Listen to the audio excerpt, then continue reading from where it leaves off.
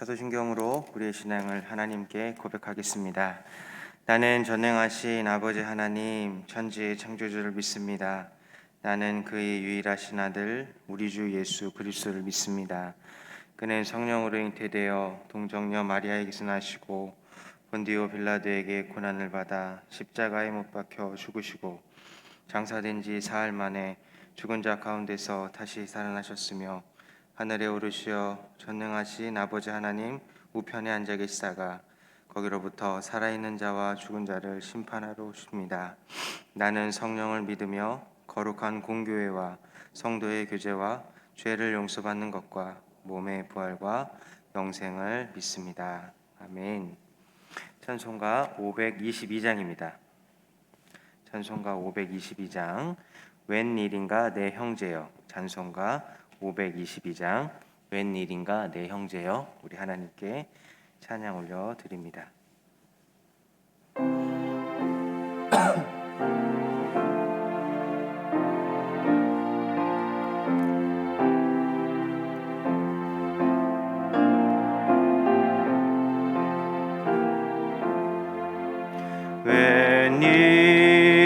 웬일인가 내 형제여 주 하나님이 나가 주 값으로 지옥 형벌 너도 받겠구나.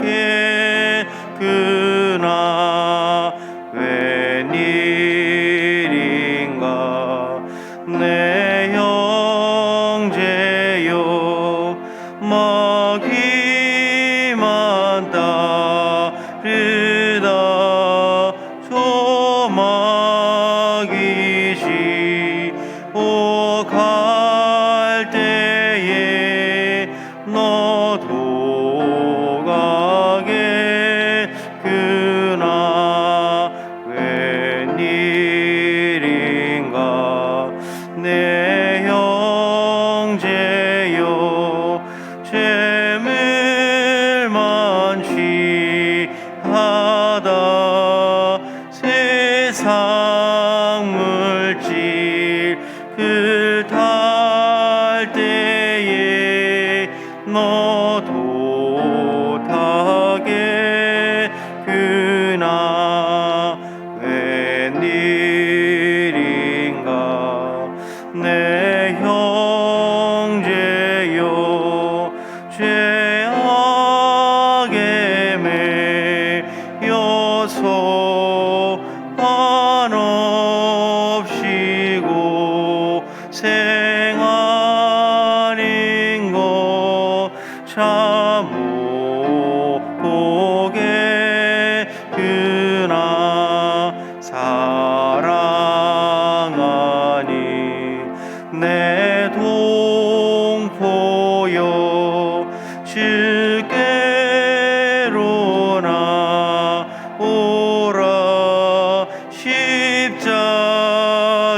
십자가에 못 박힌 주 너를 사랑하네.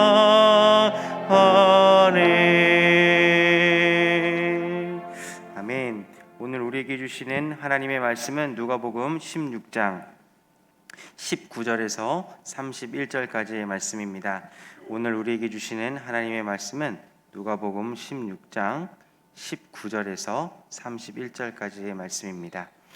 저와 여러분이 한 절씩 교독하고 마지막 절은 합독하겠습니다.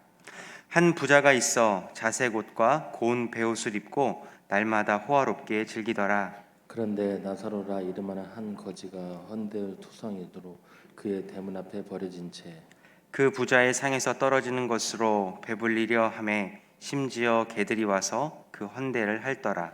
이에 그 거지가 죽어 천사들에게 받들려 아브라함의 품에 들어가고 부자도 죽어 장사되매 그가 음부에서 고통 중에 눈을 들어 멀리 아브라함과 그의 품에 있는 나사로를 보고 불러 이르되 아버지 아브라함이여 나를 긍휼히 여기사 나사로를 보내어 그 손가락 끝에 물을 찍어 내 혀를 서늘하게 하소서. 내가 이 불꽃 가운데서 괴로워하나이다.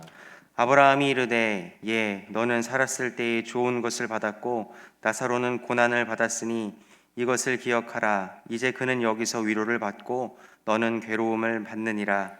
그뿐 아니라 너희와 우리 사이에 큰 구렁텅이가 놓여 있어 여기서 너희에게 건너가고자 하되 갈 수 없고 거기서 우리에게 건너올 수도 없게 하였느니라.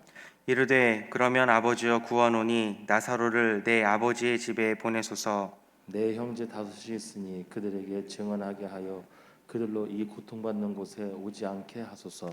아브라함이 이르되 그들에게 모세와 선지자들이 있으니 그들에게 들을지니라. 이르되 그렇지 아니하니이다. 아버지 아브라함이여 만일 죽은 자에게서 그들에게 가는 자가 있으면 회개하리이다. 함께 읽습니다. 이르되 모세와 선지자들에게 듣지 아니하면 비록 죽은 자 가운데서 살아나는 자가 있을지라도 권함을 받지 아니하리라 하였다 하시니라. 아멘. 아멘. 기도하겠습니다. 좋으신 아버지 하나님, 은혜를 감사합니다. 지난 간밤에도 저희들을 눈동자같이 지켜주시고 주님 품 안에 편히 쉬게 하셨다가 이 새벽에도 저희들을 주 앞에 불러주심을 감사합니다. 오늘도 저희들에게 새날 주시고 또 생명 주시고 건강 주셨는데 이 한날도 주님과 더불어 동행하게 하시고 주를 기쁘시게 하는 한날 되게 하여 주옵소서. 주님께 감사의 예물을 올려드립니다. 범사에 하나님 감사합니다. 우리 가족을 보호해 주시고 또 건강을 주옵시고 또 잘못한 것을 회개합니다. 주님의 은혜에 감사합니다. 범사에 감사드립니다. 또 주님의 은혜에 감사드립니다. 또 하나님께 1,000번째 예물과 또 11조 성교 또 구제 장학 헌금을 드립니다. 하나님 아버지 믿음으로 또 순종으로 감사로 드리는 예물을 주님께서 기뻐 받으시며 약속하신 하늘의 복과 땅의 복으로 충만하게 채워 주옵소서. 주의 은혜로 종의 가정들을 형통케 해주시며 그 자녀들을 축복하여 주시옵소서. 예수님의 이름으로 축복하며 기도하옵나이다. 아멘. 이 새벽에도 주의 은혜와 축복이 함께 하시기를 축원합니다. 오늘 본문의 말씀에는 이제 우리가 잘 아는 이제 부자와 나사로 이야기가 있습니다. 예수님은 그 참 가르침에 탁월한 능력이 있으세요. 이야기를 가지시고 또 재미있게 이렇게 이제 가르쳐 주시고 또 그 이야기 속에 많은 이제 메시지를 담고 있습니다. 이 부자와 나사로 이야기만 하더라도 주일학교 아이들이 잘 알잖아요. 저도 그 청년 시절에 주일학교 아이들한테 이걸 가르칠 때 이 부자와 나사로 연극, 인형극을요 참 많이 했습니다. 애들이 되게 재밌어요. 재밌어하는 그 이제 인형극 중에 하나가 이 부자와 나사로 이야기입니다. 굉장히 그 이야기를 재미있고 어린 아이들도 쉽게 이야기를 기억할 수 있습니다. 이제 그러면서도 이 이야기 속에 많은 하나님이 그 메시지를 담고 있습니다. 이게 이야기의 힘이에요. 그래서 우리가 수요일 날 우리가 통성경 하고 있지만 여러분들이 이 성경을 전체의 이야기로 읽으셔야 돼요. 전체 스토리를 재밌는 이야기로 읽으셔서 이야기로 기억을 하면 머릿속에 기억이 잘 돼요. 또 다른 사람한테 들려주기도 좋고요. 그리고 이제 일단 이야기가 형성이 돼야 돼요. 이야기가 형성이 돼야 그 이야기 속에 담겨져 있는 이야기를 듣는 것이죠. 우리 아이들이 어렸을 때부터 무슨 흥분을부 장어와 홍련전 뭐 이런 이야기들에 익숙한 것보다는 성경 이야기에 익숙한 것이 훨씬 더 우리 아이들의 삶에 유익한 것이죠. 자, 이제 이 부자와 나사로 이야기를 보면서 또 우리가 생각해야 될 것은 뭐냐면 이 성경의 이야기를 읽을 때 그 이야기만 읽는다는 거예요. 그 이야기 하나 속에 풍성한 내용이 담긴 건 맞지만 그 이야기를 어떻게 듣느냐에 따라서 내용은 달라질 수 있습니다. 근데 이제 이 부자와 나사로 이야기를 제대로 이해하려면 통성경적으로 성경에 나와 있는 여러 이야기들을 통합해서 이 이야기를 읽으셔야 이 이야기가 담겨져 있는 진짜 의미를 알 수 있습니다. 우리가 이제 여기까지 오기 전에 벌써 예수님이 비유를 몇 가지 하셨어요. 첫 번째 비유가 이제 한 부자가 소출이 풍성해서 창고에 많이 쌓아두고 이제 자기만을 위한 그런 이제 저축을 하죠. 그때 주님께서 오늘 밤 내가 내 영혼을 부르면 네 쌓아놓은 재물이 네 것이 되겠느냐 하는 그 비유를 하셨어요. 그 다음에 또 하나의 비유를 해주신 것이 불의한 청지기의 비유죠. 불의한 청지기가 쫓겨날 때가 되니까는 미리 쫓겨날 걸 대비해서 주인의 재산을 가지고 이제 빚진 사람들을 탕감해서 자기가 쫓겨날 것에 대한 대비책을 세우는 그런 이야기를 해주셨습니다.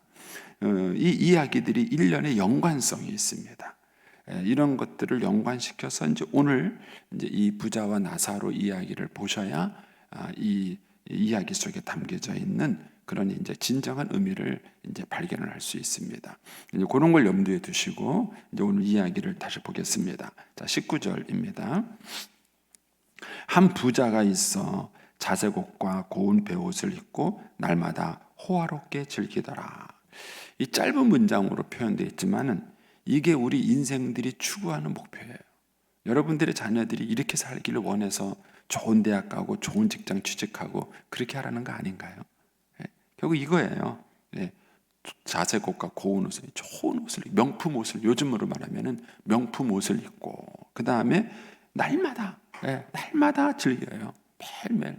우리 아이들이 뭐 아침부터 저녁까지 그렇게 밤늦게 가서 맨날 직장에서 일하고 허덕이고 그런 인생 살고 싶어 하지 않잖아요.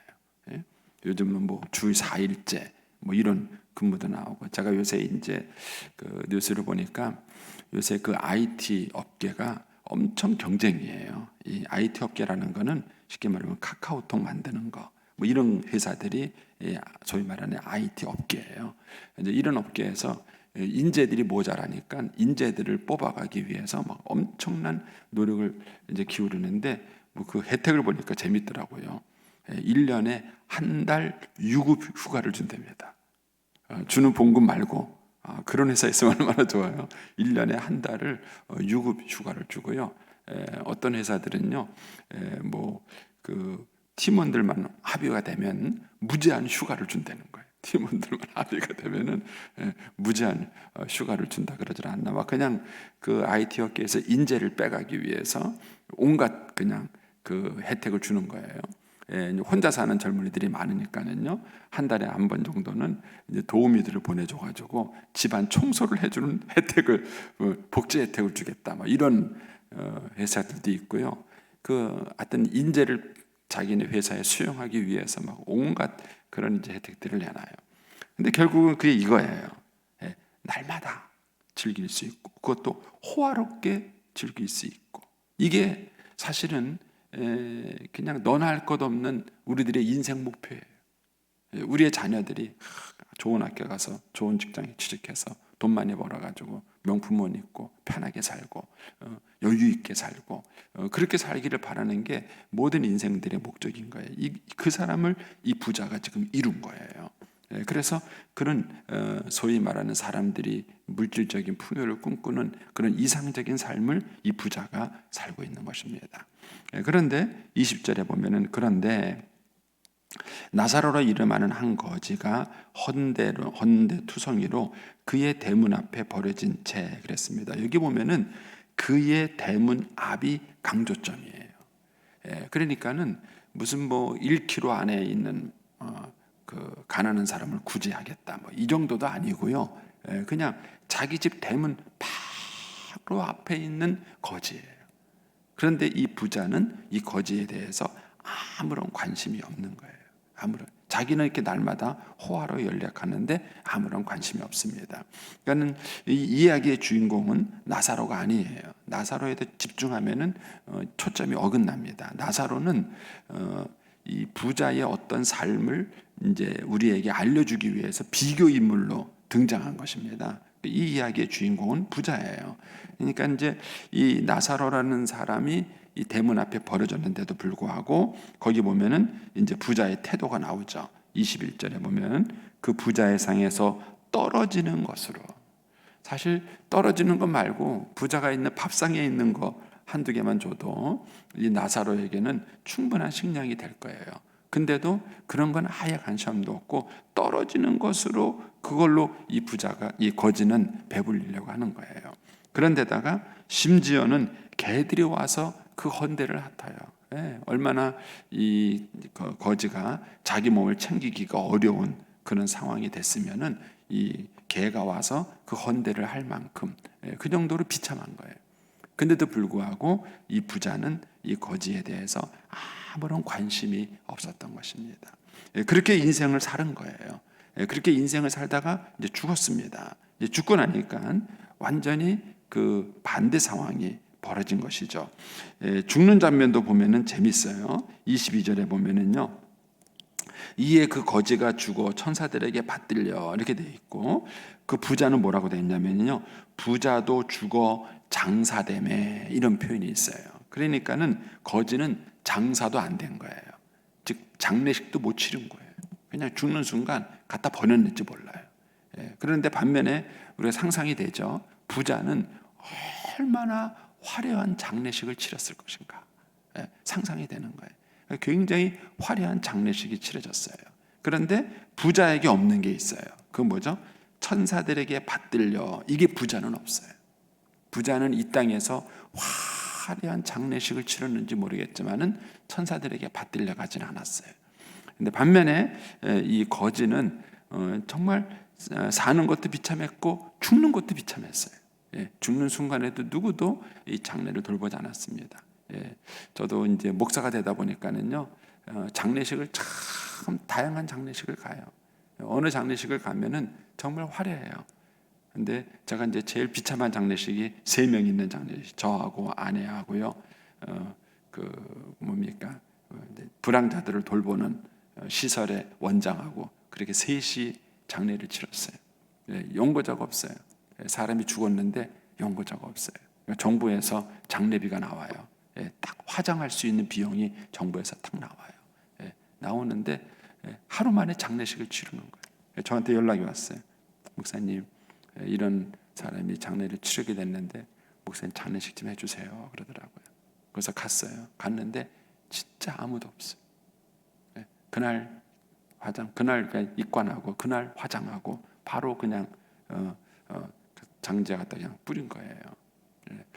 참 정말 쓸쓸하더라고요. 세상에 이렇게 죽어가는 사람도 있구나, 이런 생각이 들어요.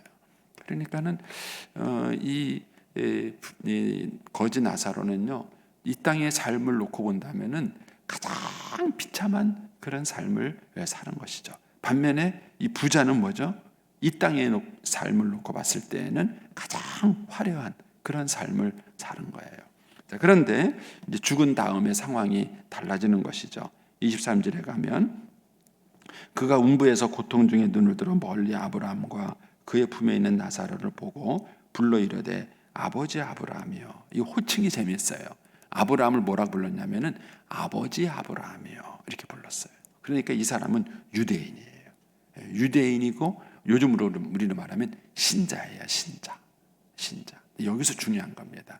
신자인데 이렇게 된 거예요. 주님께서 지금 이 비유를 말씀하신 것은 우리가 앞에 있는 비유하고 연관시키면서 보셔야 돼요. 이 부자가 이렇게 살았다는 얘기는 이 부자가 미래를 준비하지 않은 거예요. 불의한 청지기의 비유의 관점에서 이 비유를 본다 그러면 이 부자는 죽음 이후의 세계에 대해서 전혀 준비하지 않았어요. 만약에 그걸 준비했다면 재물을 자기만을 위해서 써서는 안 되는 거예요. 주님께서 첫 번째 비유에서 주신 게 그거예요. 자기를 위해서 큰 창고를 줬고 내 영혼아 이제 여러 해 네가 쌓아둘 물건을 쌓아두었으니 이제는 걱정하지 말고 편히 쉬자, 이렇게 말했을 때 주님께서 자기를 위하여는 부유하고 하나님께 대하여 부유하지 못한 자가 이와 같다, 이런 얘기를 주님이 하셨어요. 그런데 이 부자가 그런 거예요. 이 부자는 평생을 살아가면서 자기를 위해서는 굉장히 부유했어요. 그러나 하나님을 위해서는 부유하지 못한 거예요. 그런 인생을 살아간 사람의 끝이 어떤 것인가를 주님께서 보여주시는 거예요. 그러니까는 이 부자는 아브라함을 아버지라고 부를 만큼 자기 스스로 유대인이라고 생각했고 믿는 사람이라고 생각했고 신앙이 있다고 생각한 거예요. 그런데 그 신앙이 여기에는 나타나지 않은 것이죠. 그러면서 이렇게 말합니다. 아버지 아브라함이요, 나를 국률이 여기서 나를 보내어 그 손가락 끝에 물을 찍어 내 혀를 서늘하게 하소서. 내가 이 불꽃 가운데서 괴로워하나이다. 참 뻔뻔하지 않아요? 예? 자기는 자기 집 대문 앞에 누워 있는 그 나사로, 자기 집에 있는 빵의 부스러기를 먹고 있는 그 나사로에 대해서 조금도 관심이 없었어요. 그런데 이제 와서 뭐라 그러냐면은 나사로를 시켜서 그 나사로에게 손끝에 물을 찍어서 내 혀를 서늘하게 해달라. 그러니까 어떻게 보면은 굉장히 뻔뻔한 거예요. 뻔뻔한 거예요. 그러니까는 이런 상황이 올 거라는 것을 이 사람은 대비하지 못한 것입니다. 대비하지 못한 것이죠. 그러니까 자기가 나사로에게 아무런 긍휼을 베풀지 않은 상태에서 자기가 거꾸로 도움을 청하는 이런 상황이 된 것이죠. 거기에 대해서 이제 아브라함이 이렇게 말하죠. 아브라함이 너는 살았을 때 좋은 것 받았고 나사로는 고난을 받았으니 이것을 기억하라.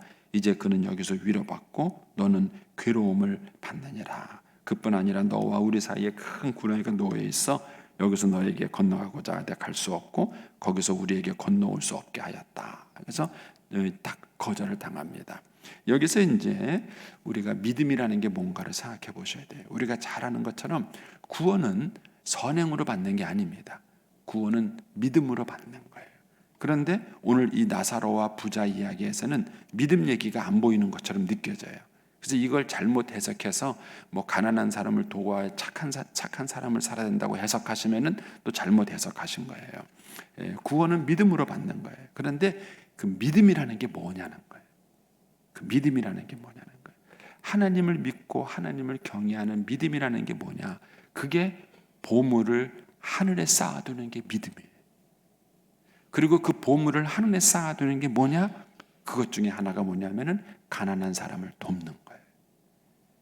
한국교회의 믿음이 이 부분이 흔들린 거예요. 한국교회 신자들이 참 믿음이 있다, 신앙이 있다, 열심히 있다 이렇게 말을 하면서도요, 형제들의 가난함도 돌보지 않아요.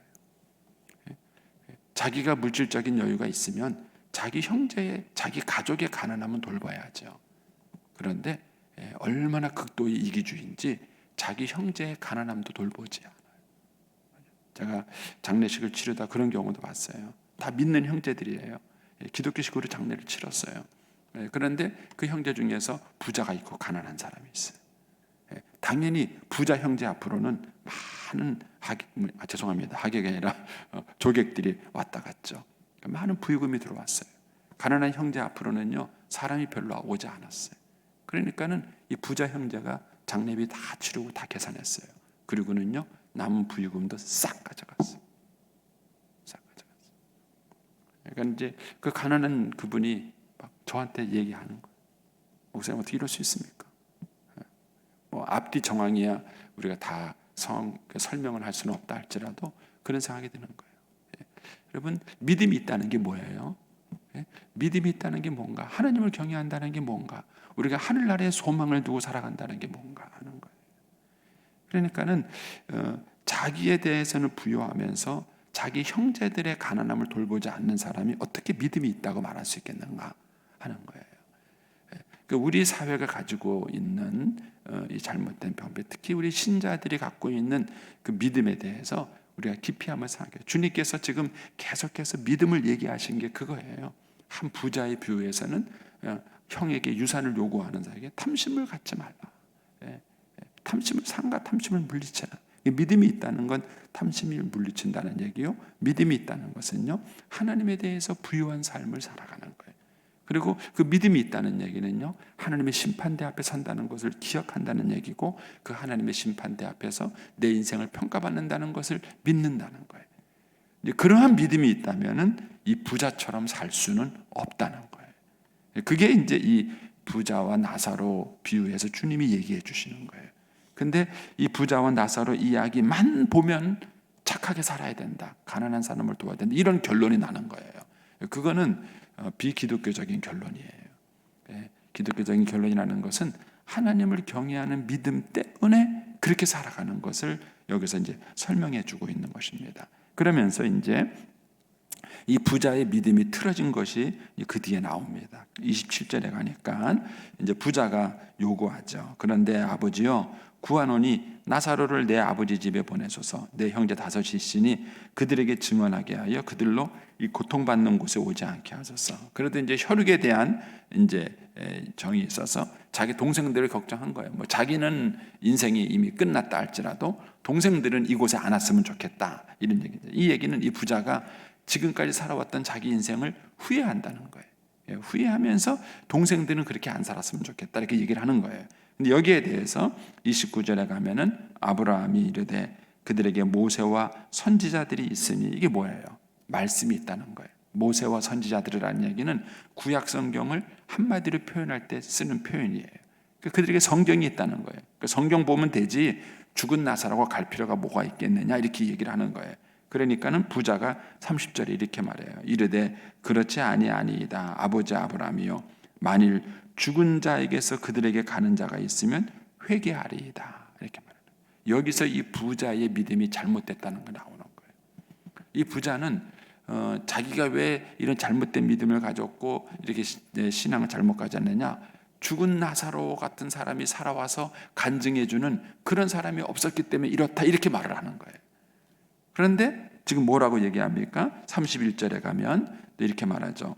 모세와 선지자들에게 듣지 아니하면 비록 죽은 자 가운데서 살아나는 자가 있을지라도 권함을 받지 아니할 것이다.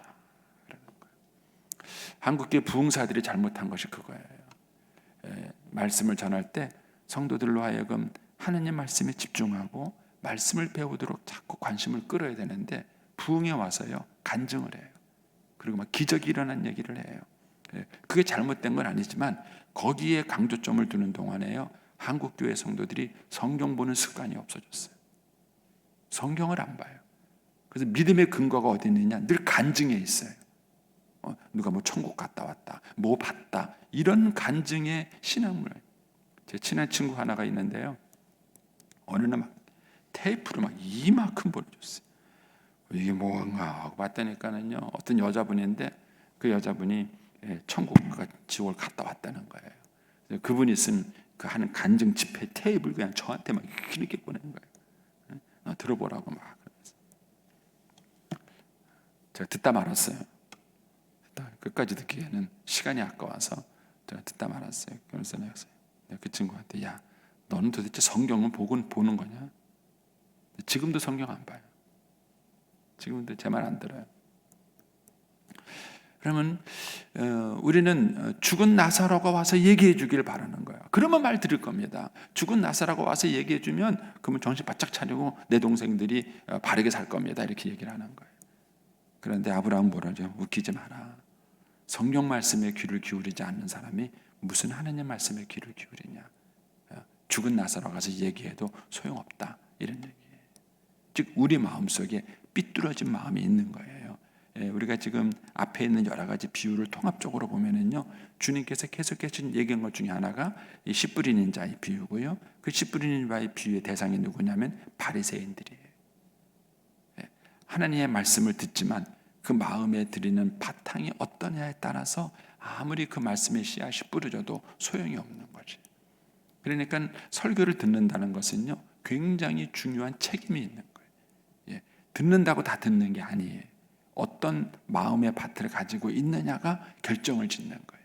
그것이 설교를 듣는 것의 결정을. 바리새인들은 예수님의 설교를 들었지만 끊임없이 꼬투리를 잡으려고 그랬고, 끊임없이 예수님을 비난하려고 그랬고, 끊임없이 예수님께 도전을 했던 거예요. 이런 상황에서는 아무리 많은 성경을 들어도 소용이 없는 것이죠. 그래서 그 마음의 밭이라는 것이 그렇게 중요한 것입니다. 주님께서는 이 부자와 나사로의 비유를 통해서 우리가 그 바로 앞에서 본 말씀이 뭐죠? 우리가 이제 어제 봤던 말씀 가운데에 14절에 그런 말이 있잖아요. 바리새인들은 돈을 좋아하는 자들이다, 이렇게 말해요. 결국 이 비유는 바리새인들에게 한 비유예요. 돈을 좋아하는, 신앙생활을 하면서도 돈을 좋아하는 그 바리새인들에게 지금 이 비유를 주님이 얘기하신 것입니다. 따라서 신앙이라는 것은 우리의 삶의 형태로 반드시 나타나게 돼 있어요. 우리가 정말 하나님을 믿고 있다면, 하나님께 소망을 두고 있다면, 그 하나님을 믿고 소망을 두고 있는 그 믿음이 우리의 삶 속에, 특별히 우리의 물질 생활, 우리의 경제적인 생활에 반드시 나타나 있는 거예요. 여러분들이 이런 배경을 가지고 헌금 생활을 하셔야 돼요. 그런데 우리 선배 목사님들은 요거를 좀 딱 잘라버리고 헌금 생활만 가르쳤어요. 그러다 보니까는 이것이 어떤 믿음을 가지고 하는지에 대해서 이해가 없이 하다 보니까 여러 가지 많은 오해가 생긴 것입니다. 그래서 우리들의 헌금 생활은 우리의 믿음의 한 표현인 것입니다. 그래서 여러분들이 한번 다시 부자와 나사로의 이야기를 이제 한번 잘 묵상을 한번 해보세요. 제가 여러분에게 설명드린 것보다 훨씬 더 풍성한 내용들이 이 속에 많이 담겨져 있습니다. 그래서 이 이야기를 한번 또 곱씹어보고 이렇게 하셔서 우리는 어떤 인생을 살 것이냐 하는 것이다. 저와 여러분은 이 이야기를 알았으면은 후회하진 않으셔야 되겠죠. 우리가 하늘나라에 갔을 때에 정말 후회하지 않고 인생을 살 수 있는 방법이 뭔가 하는 것을 우리가 한번 고민을 해야 할 것입니다. 기도하겠습니다.